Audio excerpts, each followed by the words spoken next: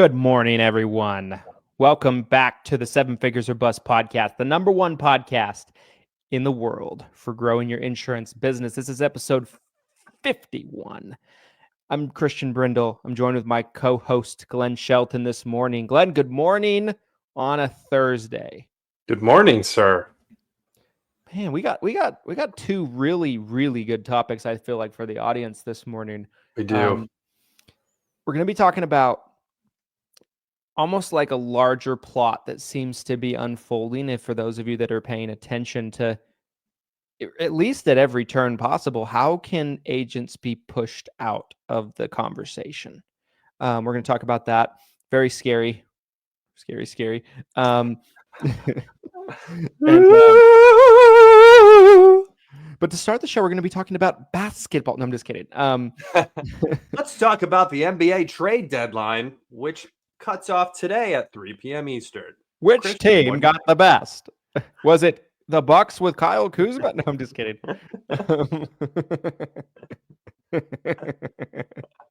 Stop him. Let's start with this, everyone. So news broke a little bit yesterday that the Department of Government Efficiency, aka DOGE, is jumping in and investigating and looking into Medicare fraud. Glenn, how much did you get a chance to read up about this? Did you see this yesterday? I did. Did you see I tagged you on Westfall's post? Yeah, I did. I'm gonna use that. By the way, Chris, if you end up watching this or listening to this, we are gonna get you on the pod here one of these days. So shout out to Christopher Westfall, aka the original spouse to Medicare supplement, as we figured out this week on the pod. Wow. I did have a chance to look into this, and this whole I'm really torn on how I feel about the Department of Government Efficiency so far.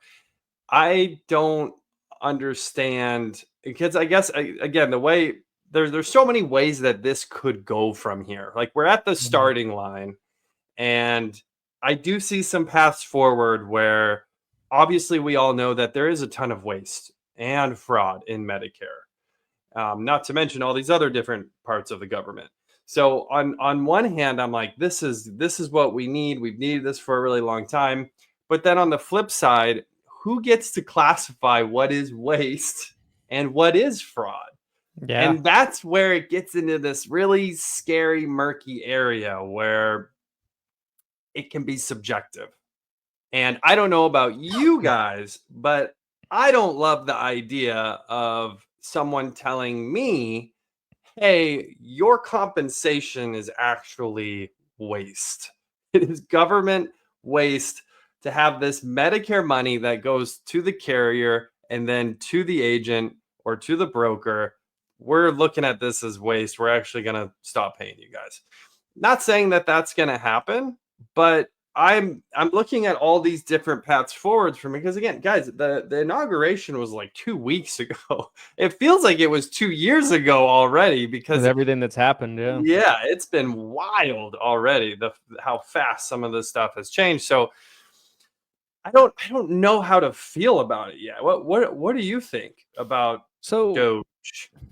Doge in and of itself? I don't have a lot of thoughts on yet, just because it's so early. I mean, you know, Elon, I'm not sure if you saw this. You can't call it tweeting anymore. I guess posted, whatever. Posting on X. Something we don't yesterday. Say Twitter here. Oh, yes. But he shared something basically of like a news story about Doge. It's, titled "Doge Aids Search for Medicare Agency Payment Systems for Fraud." And then Elon said, yeah, this is where the big money fraud is happening. And I was like, man, I'm like, what a bold thing to say. But of course, he's Elon Musk. That's kind of what he does every day. It's also true, though, right? It's not wrong. It's not wrong. Look at the Medicare kickback laws. Like, those are really strict. Those are really strict about how people can get funding from Medicare. This is what's allowed. This is what's not allowed. And yet you still have so many violations. Look at the Department of Justice. There's public records, you guys. You don't have to take my word for it. You can go to the DOJ and look up Medicare or Medicare fraud, Medicare kickback. You will see so many lawsuits that the government has pursued over the years on this exact topic, because it's horrible. I don't know how, and again, it's like, I don't necessarily have a solution either, right? I'm not saying like, hey, this is the right way forward. So, okay, so let's talk about the commission part of it, right? Because I saw other people in various different online communities yesterday just kind of quickly touch on that. They're like, oh, is there a possibility that our commissions will be deemed as wasteful or anything like that? I think what most people don't understand about commissions is commissions don't come from CMS. I mean, indirectly they do, but CMS funds the carriers a set amount per Medicare Advantage policy, right? The carriers work out their own separate agreements with us in terms of what they're going to pay us. Now CMS regulates how much they're able to pay us, but it's not like CMS directly is footing the bill. Like whether a sale on a Medicare Advantage plan is made with or without an agent, the carrier gets the same amount of funding on that product, right? So I would be really surprised if they came in and they were looking super closely like at our commissions necessarily, because let's face it, right? Like if let's say the average Medicare Advantage compensation that's paid out every month, and let's say you're throwing in overrides and everything like that, right? Like total, every single dollar that comes out of that enrollment. Maybe there's co-op in certain situations, things like that, right? Maybe it's $35, right? A month, something like that. And it's not going to be that much in the second year. It's going to go down a little bit. But let's just say that it's that. The carrier is getting funded $1,000 or more a month per Medicare Advantage enrollment. If you really think about it, it's such a small piece, a percentage of what they're actually getting funded per policy. I would be very surprised if that was a big thing. I did some reading up on this, and my understanding of it is like they're looking for payments that are going out that should not be going out, to carriers, maybe to providers, things like Doctors, that. They're looking, yeah, for sure. Yeah, they're looking for like a fraud in that way. So I think it's like a spicy headline that, agents are looking at and be like, ooh, this is me, Medicare. Yeah. The Centers for Medicare Services. But I feel like probably has very little to do with us, honestly. It was kind of my takeaway. Yeah, I think the idea that it's not that DOJ, in my opinion, the Department of Government Efficiency, can come in and be like, hey, this is wasteful, we're not going to pay you. But it's more so about that conversation starting from this type of investigation is I guess that's where my opinion. Christian's 100% right with what he said, right? We're not getting deposits from CMS, right? Nobody is, right? So not yet anyway. Yeah, not yet. Well, we're actually on CMS's bed. That's another pod for another time. But we're plants. We are. I keep looking at Mehmet behind me today. I feel like I need to bring him closer and actually have him like in the episode today. You guys comment on the live stream if you want me to bring Emmett more into the picture today and have him essentially be our guest. Just drop a comment in the chat. Third host. Yes. Shout out to Freebie Friday as well, you guys. This is the last episode of the week. What a banger of a week it's been. We have gone over fake consultants, the death of MedSups, the death of no-call ACA leads. I'm not sure if we're going to have a funeral on today's episode. Maybe it's our own funeral based on the title of today's. Maybe that's how this epic week's going to wrap up, with literally attending our own funeral. I'm not sure. So definitely stay tuned. It's going to be a wild ride from here, but just comment below on any of the streams from this week. Enters you into our giveaway, which we'll be announcing tomorrow. I do think that bring Dr. Oz. I love it. I do think that, so let me give you an example that came outside of the Medicare world with DOJ, that I thought was pretty interesting. We're talking about what type of transactions are they actually looking for. and it looked like there were some news networks or news publishers that were receiving payments through the Treasury, through USAID. Did you see that by chance? I did Yeah, see that.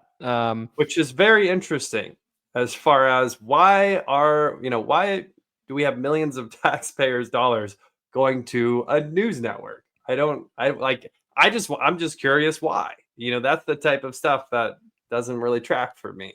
Yeah, that is as sketchy as it comes, right? Like, Right. I think it's kind of been, especially over, I feel like, the last 5 to 10 years, it's become almost like mainstream, universally accepted opinion that majority, almost if not all, of the mainstream media platforms or channels or whatever you want to call it are like dirty freaking corrupt. You know what I mean? Like, Yeah. they're like they're like they're like they're like world leaders, accepting bribes and things like that, like level of corruption. Um, and so I read that and I was like, oh shit. But did it really surprise me? Right. Not that much, but it's, man, is it a smoking gun? I feel like there's just continuous smoking guns coming out about the legacy media all the time. And I just wonder, I mean, I know their audiences are plummeting, right? I wonder how long it is until people just don't listen anymore. Yeah, there is this overwhelming, if everyone's doing it, is it really wrong, even if it is illegal type feeling of what's been Yeah. going on, right? That's Yeah. what it feels like has been going on at some of the top levels. So I am very curious what will come from Doge being involved at the CMS level, looking for Medicare fraud, looking for transactions like what I just mentioned a moment ago that they found, which I think is very interesting. I hope it gets publicly published. I hope there's transparency with what gets found. That's what's really been lacking. Show me the good, bad, or ugly, right? I don't need, and that's what bothers me the most. If to get on my soapbox here for a second, like what bothers me the most about legacy media is them trying to form the opinion for me. Just give me the fact. I'm a Mhm. smart individual. I can form my own opinion on the facts. Give me transparency. Show me what's going on. And then I can decide whether I think that's right or wrong, or, if I need to be outraged. I don't need you to spin it for me, right, left, or That sideways. but that doesn't align with their funders. They Right. don't want that. Exactly. Their No, funders don't want exactly. that. Their sponsors don't want that. Big pharma doesn't want that. Hmm. You know? Um, Yeah. and that's how twisted it really has become. You know what I mean? Like, it's not about providing the news or what's best for you as a consumer or as a viewer. It's about how can we manipulate as many people as possible to believe a narrative that is being pushed by people that probably have nothing to do with the news network, and they're pushing money onto the news network. They're like, "Hey, make everyone believe this today. Yeah. Here's a Yeah. check." And 100%. that is so twisted to me. Like, Yeah. but I feel like the majority of people know that's what's going on, which That's is the even more wild standard. to me. Like, Yeah. That's the standard. it's like it's like robbing a bank in plain sight. And everyone's Yeah. like, "Yeah, that happens on every Tuesday." But don't worry, the FDIC will cover whatever gets stolen, so we Yeah, don't care. yeah. The government will cover that. Um, yeah, it's interesting. I think this is one of those stories, those headlines recently where it's just the start, and we'll probably have to have a part two, I'm a sure. follow-up conversation on this, you guys, as we see things start to change, as we get more information regarding what's really going on. The reality is none of us really know what's going on. Who can Mhm. say where all these transactions are going? Who can, there's no doubt in my mind though that there's no way there's a perfect delivery on the monies.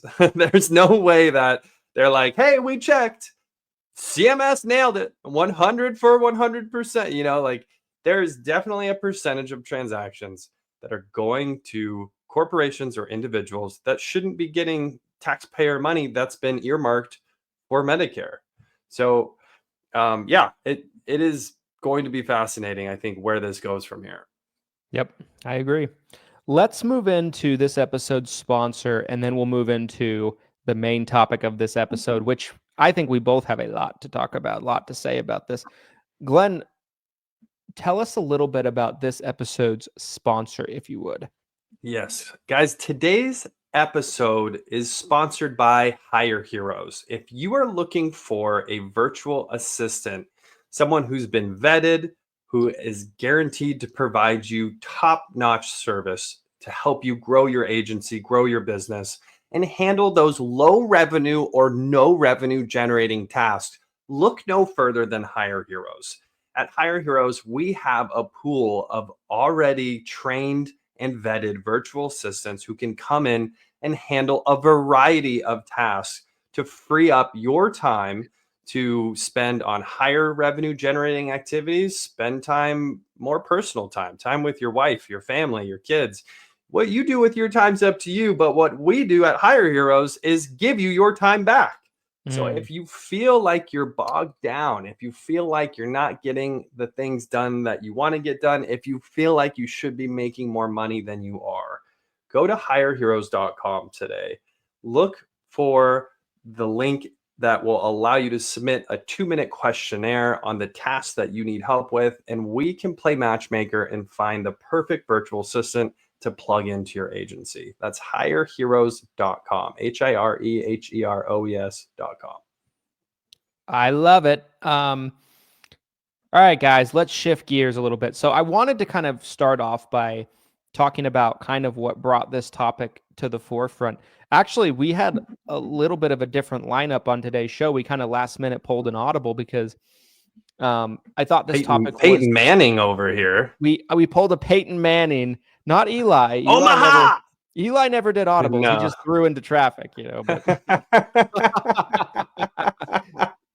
and then the ball stuck to Tyrus. That's right. Yeah, whatever his name was. That's a Super Bowl reference. Christian Brindle is on fire today, you guys. Look at that Super Bowl reference a few days before the big game. That's incredible. In the zone, you know. Yes, locked in. So I had a conversation with one of our team members internally who's hang on. Someone asked for Dr. Oz to come into the chat here. I'm gonna bring him in. I'm gonna bring him forward, you guys. Hang on 1 second. He's gonna come in. Oh my goodness. For those of you that are not watching the video version of this, Glenn has a giant cardboard cutout of Dr. Oz, our new CMS administrator, commissioner. I never seem to get the term right, but Yes. now he's bringing him forward so he can be get him in camera joining here. the show. You guys keep going, Christian. He'll join us. Okay, so I had a conversation this morning with one of our team members internally who's an agent, and basically this is the story that got this on me thinking about this, but it's something that it's not new information necessarily, but it's something that we've never talked about on this platform before. And we had a client, right, that was an ACA member, been an ACA member with us for several years in Utah. So this ACA member recently moves out of the service area, still in Utah, but out of the service area for the particular ACA plan that she has. So at first, she calls the carrier. The carrier says, the carrier basically says, don't call your agent, call the marketplace. It's like, okay, that's weird. Call Ship. Ship would love to help you. So the client calls the marketplace. And the client is on a lower premium plan with a $0 deductible. It works great for her. And with her subsidy, she doesn't pay much for it, right? And she's very happy with the plan. She basically wants a similar version of that. So a similar version of that plan does exist where she moved to. But the marketplace rep is doing 3 things on this call that's very telling. Number one, trying to sell her the most expensive plan possible, to where even with her subsidy, she's going to be paying $700-800 a month in premium, which she doesn't need. Right. Like the Right. savings in max out of pocket difference, for example, is in a situation where she's going to pay more in premium, extra premium on this plan than she'd save in max out of pocket difference, which she's not going to hit her max out of pocket. She's healthy. But this person on the other end of the line with the marketplace is just cramming this down her throat. So then she goes, I really feel like I need to talk to my agent about this. The agency that takes care of me. And keep this in mind. She still has her coverage. It's active until the end of the month with her move. She hasn't lost her coverage. The carrier confirmed this. We were able to see it. But the marketplace rep tells her, well, no, you don't have coverage right now. So you don't have time to call your agent. I encourage you not to call your agent. And we need to put something in force for you now, pushing extremely hard. Verbatim said, don't call your agent. Basically, yeah. Basically. That's wild. And the third thing, so that was the three things, really. The second thing was telling her that she didn't have coverage and she had to get something in place today, which wasn't true. The third thing was, don't call your agent. There's no time to call your agent. We have to do this now, or the nuclear bombs will go off and the world ends. There goes Dr. Oz. Stop. And so I found that very telling, because since when did the marketplace do hard sales closing with people? As far as I know, they're wild. not. As far as I know, I've never heard that. As far as I know, they're not commissioned of any kind, right? They're not agents. Right. They get paid hourly. But it screams to me that there is coaching going on internally over there. And if I didn't know any better, the coaching is, if someone has an agent and there's an opportunity, see if we can remove the agent from the account. And so, yeah, I mean, you believe, just to get the conspiracy right out into the open air for the listeners, for the watchers. Also, I just saved Dr. Oz's life as he was falling over. I hope he remembers that when he gets sworn in. ESI, hook us up, Oz. The conspiracy that Christian, I'm going to make sure we all are on the same page here. The conspiracy that was just said is that he believes there is coaching happening at the marketplace to try to have these agents essentially become the new agent of record instead of a broker or a third-party agent. Is that what you're saying? Like, this is being trained at the marketplace? Not even the person that they're talking to, right? Because the person they're talking to is not going to be their AOR. They're not an agent. But no, I'm saying they're going to take over so that whoever is the AOR is essentially being removed, right? If the marketplace, you're saying they write the application, that agent's not getting a commission. Yes. Right? Yes. But basically it's just, flipping the policy, encouraging them not to call their agent, and insisting at that not to call your agent. They rewrite the policy, they flip the policy, then there's no agent of record. Right. And there is no AOR, right. Yeah, the marketplace, takes care of that. And here's the thing, right? If you look at behavior, especially in rule changes over the years, think about all the situations about call 1-800-Medicare in all of our email signatures, in disclaimers we have to read over the phone. This new FEMA SEP change that we talked about earlier in this year in the podcast. Right. Now to use FEMA, you have to call Medicare directly, 1-800-Medicare. There seems to be an attempt to funnel business directly into CMS and directly into 1-800-Medicare or the marketplace or anything like that. And when they're on the phone, it seems like there is a concerted effort to get the person to re-enroll so the agent is removed. And I can't be the only one that's seeing this. It's moment of silence. Eye-opening.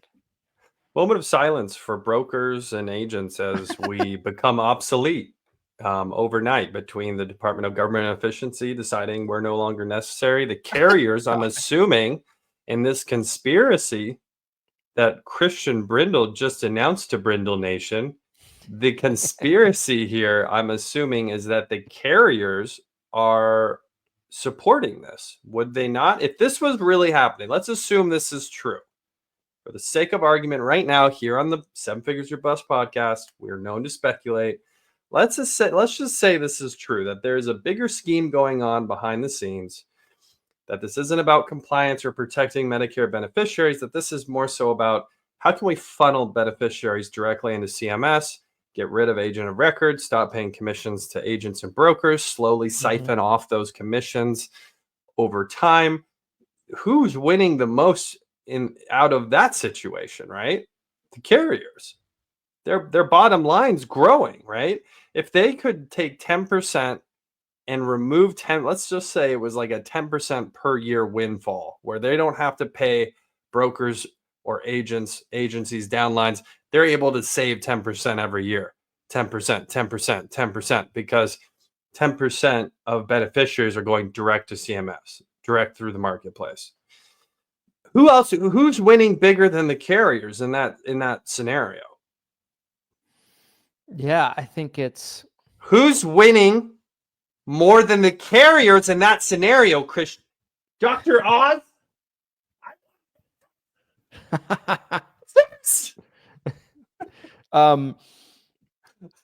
So it's interesting, right? Like, I feel like the carriers are a little bit more going to play both sides of things. Would the carriers love to continue business as normal, but not have agents involved? Sure, certainly. I have no doubt about that. But I feel like the only reason that hasn't happened is because carriers believe that they'll write more business with us than without us. And I think really believe that, though? I think they do, because think about it. If you're a carrier and you didn't believe that, what's to stop you from just canning all agents? Well, so it's a necessary evil right now. So let's go back to the Doge conversation that this exploded in the groups. One of the comments that someone made on one of the posts in one of the other groups was, guys, why are you freaking out about this? There's literally no way that the carriers could just stop paying us overnight. And that's 100% true. The way the business works right now, if they were to try, let's say like United Healthcare as an example, if they wanted to try to just completely cut out carriers overnight, or if they wanted to cut out agents rather overnight, we're not paying brokers, we're not paying agents anymore. Sorry, you guys, business decision, we're going a different direction. That would destroy their business model, right? Because who's going to service these beneficiaries? There's no way that CMS could handle all of those beneficiaries. There's no way UHC could handle them directly. It would be an implosion, right? But what if there was a way that they could handle those beneficiaries? And this ties back to yesterday's podcast, you guys. You're going to have to watch every single episode to really keep up to date with our discussion. It is a saga. It's an ongoing saga. We talked about AI. There's a little tidbit I didn't share on yesterday's episode that I think is even more so applicable right now here on today's episode. Someone said, Glen Shelton, you have a UHC audit coming. UHC, it could have been anybody. That was just using as an example. The AI conversation is very interesting because, like we discussed a little bit yesterday, is there a future where an AI chat or an AI agent, an AI caller could actually write a commissionable policy? Robot Patriot Insurance, of course. Robot Patriot Insurance. Yeah, we know it's coming. What will happen when they can replace you and I and other agents potentially with an AI insurance agent where they don't have to pay them?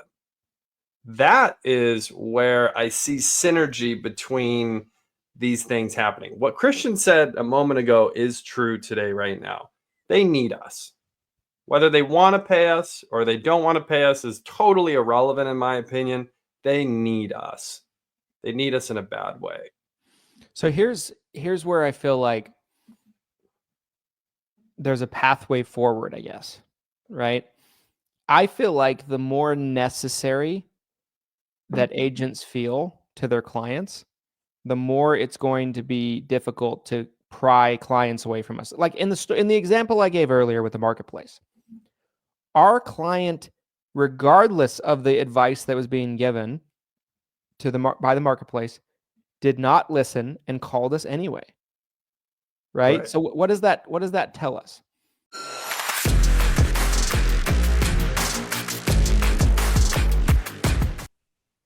With hundreds of insurance agents and agency owners at the event, this could not be a better opportunity to spotlight your business. If you're looking for a sponsorship opportunity and where to spend your sponsorship dollars this year, the Seven Figure Medicare Agent Summit is the spot to do it. You can have your own booth.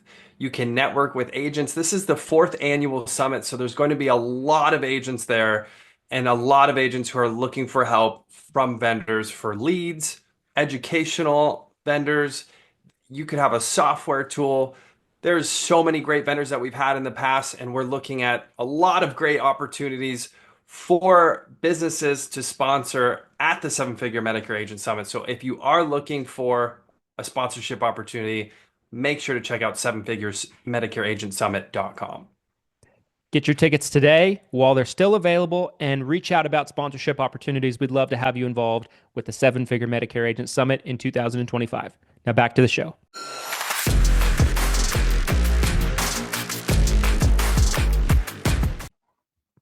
Relationships are a big deal, right? It's a big deal, right? Like, and so I posted yesterday in the Facebook group, we just finished an internal audit, and basically from 2024 to 2025, year over year, we walked away with only losing about 2.5% of our clients and 97.5% retention rate, which is phenomenal, by the way. Industry average is about 85 to 90%, somewhere in there. Mehmet? Did you hear that? Less than 3%. Okay. ESI. It's the future. I feel like the first stage is almost like, how can we just, is it possible for us to rip clients away from agents in a large volume by maybe using tactics like these? Carriers do it too, right? Carriers, when clients call in, they'll try to get them to telesales and switch their policy. And a lot of these big carriers will claim that they'll keep you as agent of record. And sometimes they do, but I've seen plenty of situations with almost all of them where they don't. And you have to go back and chase it down to get them to really honor what they've agreed and promised that they would do. And if you don't keep up on it, the client falls off your commission statement, right? We've heard stories in the past, Glenn, that we've talked about on streams about big carriers creating call centers and investing money into call centers with the direct purpose of calling their own members and flipping them to new plans because they have agents. And how do we get those agents off of the books? Right. And that was being done under the guise of customer happiness. The idea was that if someone calls in with retention, are they happy with their policy, etc. If someone calls in with a customer service issue, good, bad, or ugly, the goal was to take care of that person. And again, if you got a hold of the training materials, is it going to say, hey, flip every person you talk to? No, it's probably not. But the strategy at the top down, 100%, I believe, is to flip those clients to be direct, to stop paying agents and brokers.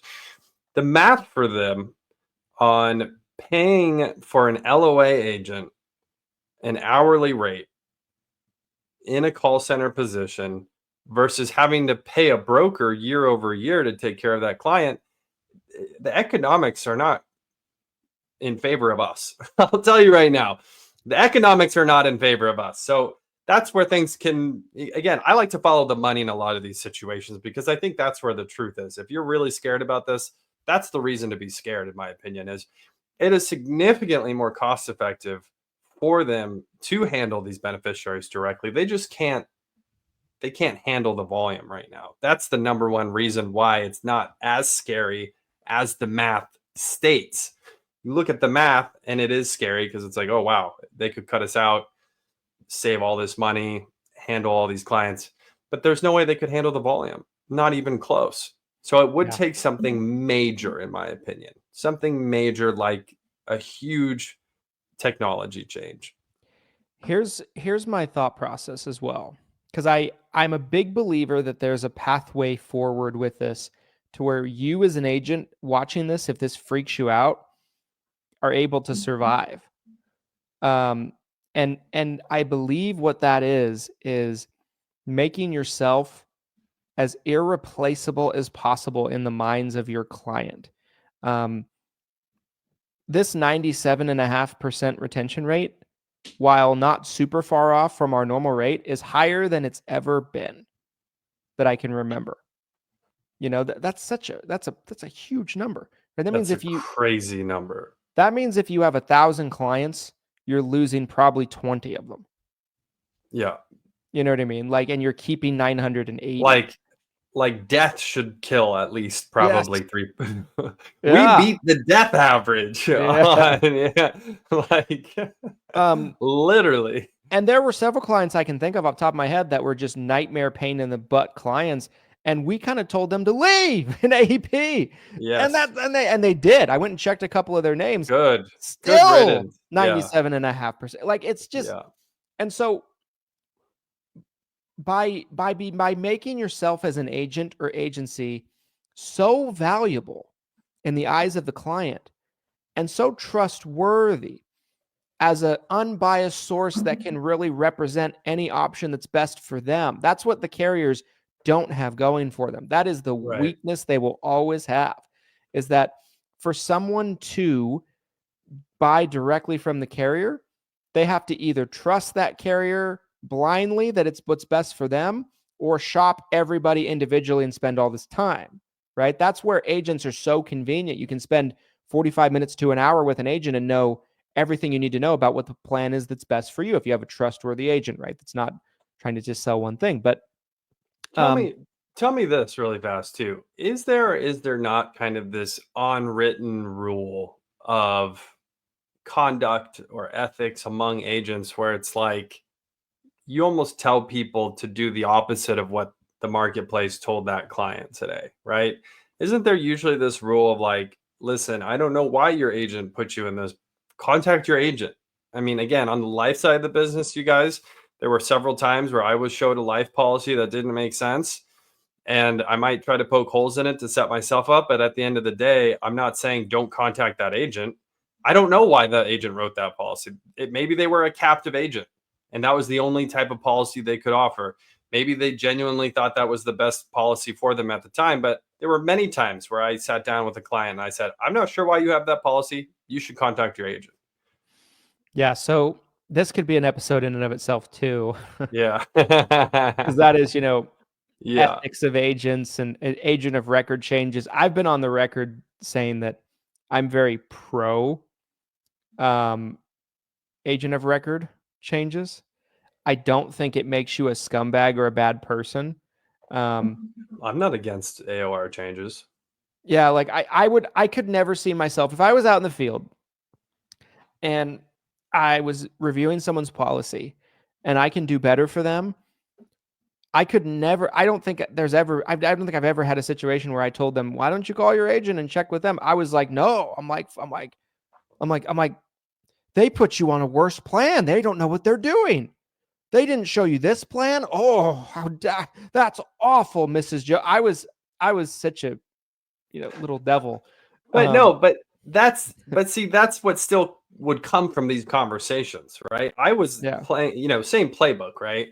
They're upset. I'm like, hey, this is an accidental death policy. If you die, your chances of you getting a payout are very slim unless you like slip off your roof and get ran over by a car on your way down. Like, you're probably not seeing a claim payout on this. Oh my gosh, you can't be right. Why would they write this? Blah, blah. Listen, I don't know. You can contact your agent. I have no idea what's going on. I would love to get a policy on you right now today that when I walk out the door, you at least know you have coverage that will cover you. So it would still lead typically to me writing a policy or replacing that policy. But I feel like there's this unwritten rule where, like, at the end of the day, if someone really wants to talk about the policy that was written by another agent, I'm not going to get into that other policy. Like, listen, you contact your agent. If you have a bunch of questions or concerns about that policy, I didn't write that policy. I can tell you some about it, but contact them.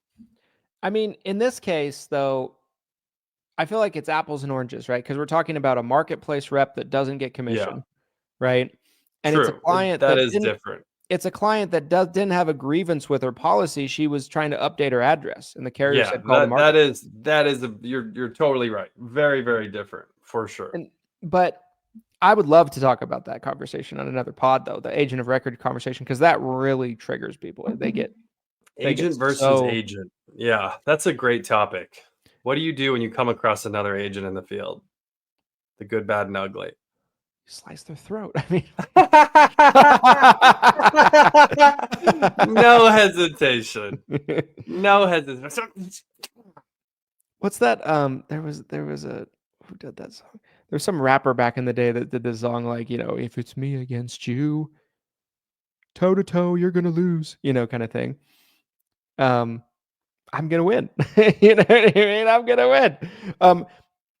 I feel like in that, if we talk about maybe that briefly, we could do its own show about it another time. But like, I think you're right. But I think as long as you're not putting them on a worse plan or doing something unethical, but if you find a hole, if you find a situation where they're not on a very good plan, I don't feel any loyalty to be like, well, go call your agent, tell him to put in this app. It's going to be the best one for you. I ran the drug comparison. Here it is. Give it to him. I already did the work.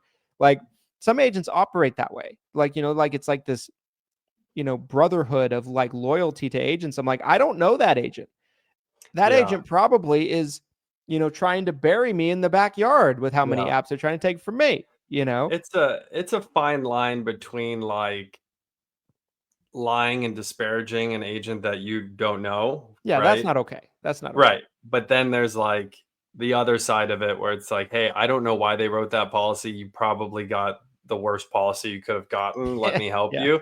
There was also one time, I'll save this story for this podcast when we do it, but I have a story of one time where they were so upset about the policy, they got the other agent on the phone, and it was a battle between, the beneficiaries holding the phone, and I'm like teleconference battling this other agent over the phone. And that was I'll never forget that. That was a wild experience. But did I ever tell you the story of the agent that had the client call in to the office, got me on the phone, and then as soon as they got me on the phone, he rips the phone away from the client, starts screaming at me, cursing me out. He's at the kitchen table. Did I tell you that story before? Yeah. So for the listeners, right, I'll just summarize it for you. So there was a plan many years ago that exited a market, one of the counties in Utah. So I was ahead of the curve. I remember this was a long time ago, I dropped a direct mail drop, and I got like a 4 or 5% response rate because all these people were losing their plans. And there was only one plan in the county, by the way. It was beautiful. So you knew everyone either had this plan or MedSup. Right. So I got like a 4 or 5% response rate. I go out there. It was like 2 or 3 hours away. I got a hotel. I spent like a week out there. I wrote so much freaking business because everyone had to change. You know what I mean? Like it was, and it was so weird. The carrier pulled the plan, right, and then put a new plan available for the next year in the market, but people didn't automatically get it. It wasn't walked over. They didn't just raise the premium on the old plan. They terminated the old plan, right, made a new plan in existence. So it was like there was a reason for that, some actuarial reason, I'm sure, right? But from an agent's perspective, it's almost like the same plan was available, but maybe it's $20 more a month in premium, and there's no other options. So I'm like, I gotta get ahead of this. So I did. Went out there, wrote a ton of business. I was the number 2 producer in the state for the carrier, that AEP. Crazy. And anyway, I say that to say, probably about a month later, it's November at this point, the original agent of record on one of these clients goes to the house to do what I did already, to rewrite the policy. You waited till November. By the way, Too late. couple years ago, just for fun, I checked his license. It's inactive. He's gone. Oh my gosh. So he calls up, and the client calls up, gets me on the phone, and then he takes the phone away from it, and he's like, "You motherfucker!" In front of the client, by the way. Wow. Just going off on me, and he's like, "You're gonna fix this." I'm like, well, if you really want to become the agent, I'm like, if you're competent, you'll know what to do. And he's like, "You're damn right, I know what to do." Click. We never spoke to the client again because the client told me on the phone, "I don't want you as the agent." I'm like, "Well, he can take care of that for you then." I'm like, "I'm not gonna." Yeah, I don't care. I can't do it for you, by the way. Like, I can't pull your policy. I need you to do that. So, by the way, the answer to the test was have the client call the carrier, pull the app, wait 2 or 3 days, put the app in again, and then you win. We kept that client till 2023 to when they passed away. This was like 2016 or 15. Might have been 15. I feel like you think about this a lot. You think about that story. You're like, once a week you reminisce on that one. I used to. It's less and less as I get older, as the years go by. But I say that to say, right? Like, if I was honoring some brotherhood code, maybe I would just walk him through. Oh, listen, little Billy, this is what you do. Do this. You got a pen? Write this down. But like, I'm not going to help you take a gap from me. And you waited until November. That's a whole episode. We got to save that topic. Let's get back to this larger plot though, because there's no doubt in my mind, and I think we could pull on a bunch of different people to confirm this plot, because it's not really a plot. It's simple business math. If you're an insurance carrier and you could operate your business without paying brokers renewals, without paying agents to service clients to write new business, you would. You do it in a heartbeat. That's not a crazy conspiracy. The conspiracy is whether they'll actually be able to do it anytime soon. Mm-hmm. That's the conspiracy. So what I think, as we get towards the end of this episode, I think what I'd like to maybe try to unearth for people who are listening or watching this, if this is coming, whether it's coming next year or in 10 years or 20 years, who knows, right? But if we believe that this is coming, that the carriers want to stop paying us commissions at some point, what do you do to protect yourself? What are some ways to avoid a catastrophic driving off a cliff experience? So we started to unpack it a little bit, and then we went off into Pluto. That's my bad. But you have to find ways to make yourself invaluable and irreplaceable for your clients. You want them to think twice before they leave you. Right. Because you want them to think, well, I get taken care of so well where I'm at right now, I don't want to lose that. You want them to think twice if they're presented with an opportunity to leave you. Even if there is a plan maybe out there they like better, you want them reaching out to you and asking about the plan and being like, can you change me to that one? Because things change in your clients' lives and you don't always know about it. And sometimes they don't share it with you, right? Sometimes you can do everything right and you still might miss something with a client, especially when you have a lot of them.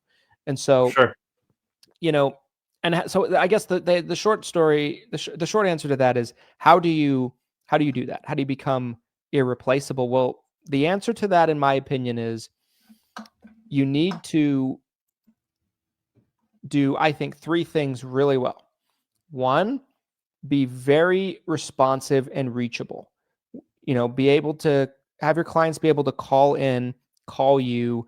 Hopefully it's not just you, but if it is just you, take those bullets and be reachable for the client.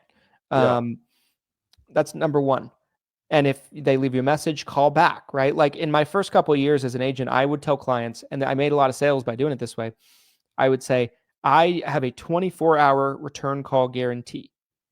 Now that absolutely, once our book really started to grow, I started being ready to commit suicide, and I kept that policy for a long time. I knew this was going to be our death. I don't have it anymore. I had a feeling early on. The funeral was ours today. But if you're not at a place where you can grow a staff and bring on help, you have to do it yourself. You have to Right. take care of your people. I talked to an agent the other day that said that he's been selling for a year and a half, 2 years, selling really well, right? Selling about 200 apps a year in his first couple of years, and he's only keeping about 80% of them. He's losing 20%. Oof. So that's Brutal. bad. You know what I mean? Like, so you have Yeah. to take care of your people, number one. Number two, touch points. They need to remember who you are. And the only way for that to happen is touch points. So you need to be sending them things in the mail, thank you cards, holiday cards, AEP letters, birthday cards, all this stuff. You need to be sending them emails, text messages. Like, you need to, and the text messages could be a recipe. It could be an article you wrote. It could be, hey, just so you're aware, your benefit has this $60 a quarter over-the-counter item benefit. Do you know how to use it? This is the website you order from. Here's the catalog, right? Sending out like communications and blasts like that helps a lot. Helps a lot, those touch points. And number three, do what you say you're going to do. Be a good agent from the standpoint that anything you recommend, you honestly, genuinely feel like is best for them. We talked about this on the ACA podcast yesterday. Are you conducting business in a way that's good for you or good for the client in what you're recommending? And I think go ahead. I think if you do those three things, and you do them at scale, right? Like we're doing it at scale now. Yeah. To a point where I don't speak with clients virtually ever anymore. I don't write policies virtually ever anymore, but we're growing more than ever. And we're having a great retention rates. Our team is doing a bang up job and doing fantastic. And we're growing. We just hired a couple people the other day. And so I think that model will survive the longest. And the model of the single agent that is, not going above and beyond and providing that level of service, they're going to die out. And we're going to just see a lot of people that don't make it. Their business model is not conducive to long-term success in our new world. I think the relationship, like Christian just highlighted there, between you or your agency and the beneficiary is everything. And being top of mind, them wanting to call you if there's an issue because they're thinking about you and your agency before the carrier, before the marketplace, etc. That's a huge point of being successful. That's a huge part of surviving any type of potential apocalyptic event that could come in the future. The cross-selling, we talked to, we should probably do an entire episode on cross-selling in and of itself. But in my opinion, your ability to cross-sell your book of business is potentially what could keep you going forever, regardless of what happens with any individual line of insurance. We talked about the death of MedSup already this week. It's probably coming sometime in the near future. We talked about how long-term care essentially already died, although there was an agent that in the comments said they still write a bunch of long-term care. So it's still there. There's still long-term care being written. It exists. Just like I'm sure MedSup will still get written for a long time, even once it kind of becomes much, much less part of the overall conversation. The point is that once you have this group of clients, this group of beneficiaries that look to you or your agency for help with their insurance needs, you can now cross into all sorts of other potential policies and product lines that you, as a life and a health and potentially life, right? Most of us, I think, have both. There is a shocking number of you that only have one or the other, which I'm like, why didn't you just get both? But if you have life and health, which I think majority of us do, the number of policies and products that you can offer as a solution to helping these beneficiaries out is enormous. There's dozens. There are dozens of solutions that you can offer them. So even if you're not cross-selling as well as you could be, even if you're not marketing other lines of insurance as often as you should be, just having that in your back pocket ready to go, having the contracts active, understanding the value and writing some of those policies here and there. During the pandemic, there was a lot of cross-selling opportunities that I saw.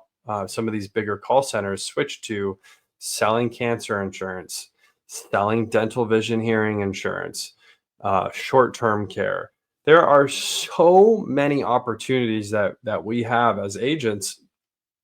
So if you know, okay, well, I can still, even if, let's say, Medicare Advantage and Medicare Supplement, let's just say those commissions did disappear overnight.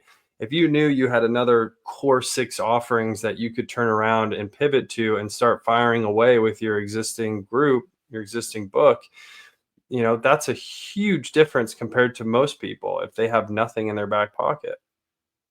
Yeah, I would agree. It's a age old, um, fact that the more policies you have in the house, the more likely your retention is going to be there. Yes. Um, Yep. I went to the bank the other day, and the teller has helped me several times. So she recognized me, she remembers me, kind of thing. And she's like, just making small talk while she's waiting for her computer to load. And she's like, "What kind of insurance do you do?" I'm like, health, life, things like that, Medicare. And she's like, okay. She's like, man, I hate my auto insurance agent. I'm like, "You hate him?" I'm like, then I'm interested. I'm interested. So I start talking to her. I'm like, I hate my agent. yeah. So I'm like, why do you still work with him? She's like, well, the process of moving, he has my cars, multiple cars, my home, Right. this, that, Right. like she lists off like 6 or 7 different policies. And she's like, just the overall. Yes. So this lady hates her agent and won't change because it's a pain because he has so many policies in the house. Yeah. So there you go. I don't think that's a unique scenario either. I think either. that's pretty common. Obviously the Yeah. P&C game, that's a whole different world, but I do think it's just one of those situations where if you have 2, 3, 4, 5, 6 policies with one agent or one agency, you're probably going to go back to that agent or agency when you want something different or something more. And your chances of getting rid of one of them, you're like, well, that'd be a pain in the ass. I already have all of these policies with this agent. Why would I switch? So yeah, I mean, I think that's pretty common. And again, it speaks volumes. We've already heard the stats, your persistency, it's something like 60% higher if you have more than one app in the house. I mean, it's a huge number. Your persistency goes way up if you have more than one app in the house. So, that's just a real life scenario. It's a real life example of that type of stat that we've heard over and over. Yeah. I mean, that could maybe serve as final thoughts. I don't know if we needed more final thoughts in addition. What do you think? Do you have any final thoughts you want to add? Mehmet and I would like to share our joint final thoughts on today's episode, you guys. Mehmet, I'll speak for you. I know this was a lot for you today, so I won't ask you to say anything. My final thoughts are, you guys, if you spend too much time worrying about this type of stuff, it's just going to be a detractor in your business and your agency. You're not going to grow. You're not going to write as much business if you're spending, 2, 3, 4 hours a day freaking out. So I call you guys chicken littles. And I know some of you get offended by that, and I'm sorry, but there's a lot of chicken little agents out there where you just want to talk about how the sky's falling, and you can always try to have that conversation. And sometimes it's even a legitimate conversation. Sometimes the sky is falling. But if you focus on how to grow your business and what you can do to write more business, that's the path forward, you guys. Don't get too hung up in some of these, sky is falling conversations. I don't know how else to label them in a more clear and concise way, but that's my final thoughts, you guys. Christian, is there a larger plot to get rid of agents? Episode 51 of the 7 Figures or Bust podcast. Any final words on today's episode? So here's my thought, guys. I think I've been pretty consistent with my thoughts on this. I think these are things you need to pay attention to. I think if anything, it should be an eye opener that you need to really have a good buttoned up organization and processes and the way you do things. Because if not, you're going to be probably pushed out. You're just not going to be able to grow fast enough. You're going to be losing people too fast. So I think it's a real thing. I think it's a real conversation, but I also do agree analysis paralysis is the worst reaction to it. I think action is going to be your best medicine. And I think by doing that and doing the things we've talked about on this episode, you can make yourself irreplaceable as an agent. And I think I'm not going to say you won't have anything to worry about, but you will be the last one to go. You'll be the last one they put in the box. Yeah, that's a good way to put it. And I 1000% believe I don't believe it'll be tomorrow. It might be in 10 years. It might be in 15 years. It might be in 20 years. Right. It could not happen at all. It also possible. Don't you want to be in the best seat on the Titanic as it's going down? You don't want to be on the you don't want to be on the Don't you want to be at the tip as it's going down? Yeah. You want to be sitting back left corner, right? You don't want to be sitting front right and like the iceberg hits and you go overboard before the ship even goes down, right? Like you want to be back left corner in a nice comfy seat. You're listening to the violin play. And then you see some kid running and you're like, I have a child.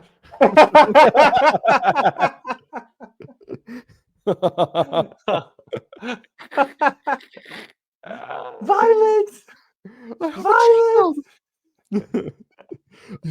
I'm all she has in the world. She's looking at her like, who are you? The lifeboats, Daddy. We must get to the lifeboats. I hope you enjoy our time together. Oh, sorry. Oh